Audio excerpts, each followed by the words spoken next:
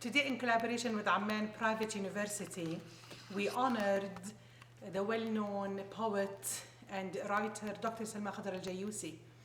We thought, it was high time to do something for this lovely woman who was the one to, I think, build a bridge between East and West by translating many books written in the Arabic language into the English language. She spoke about how she started the project. القلب والعقل إذ يرى كيف أن العالم العربي بتاريخه الشاسع. And she was the one to say that basically she wanted to tell the West maybe that we do have a culture of our own as Arabs.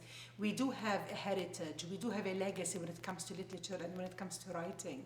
And that legacy is not recognized by people in the West because they're not privy to our culture and they're not acquainted with Arabic language. So they do not know how to read, for instance, where we're coming from, to understand us for who we are, to be able to understand my voice, my side of the story. So she was the one to say that, unlike others, she decided that maybe I am going to be the one to translate this literature into the English language to bridge that gulf, which is really very huge between the East and the West.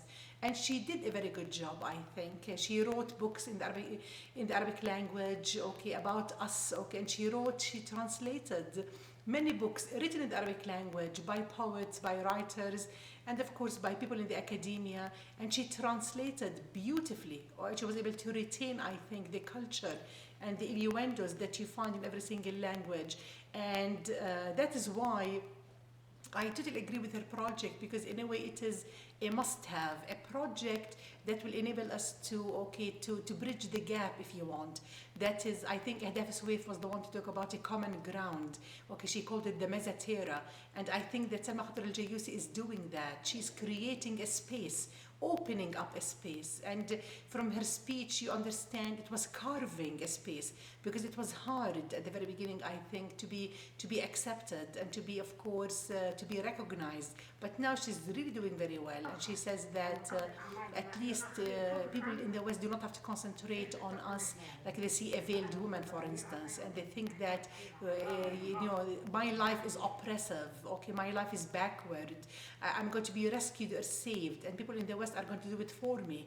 No, she wants to highlight our true culture. It's a culture of, if you want, a communication, a culture of multiculturalism as well. So she wants the West to understand that, again, we're human beings, and listen to my tale, because every tale has a voice behind it. So the voices are becoming, whether you like it or not, heteroglossic, and they are being shared by everyone. And I think she's debunking some of the myths that have been perpetuated about people who live in the East, in the Middle East, that we don't have a heritage, we do not have a culture, we do not have a literature of our own. And by doing that project, she's really very proud of it. And she says, at least it is happening. And now the new generations should be holding the banner for the future generations, and that project should be on the go. We should be moving onward and forward, no matter what happens, and not to let any impediment be in the way, because we have to overcome all of the stumbling blocks and to keep on communicating. It's really, I think, very important what she has done. So her speech revolved around what she has done and the importance of what she has done.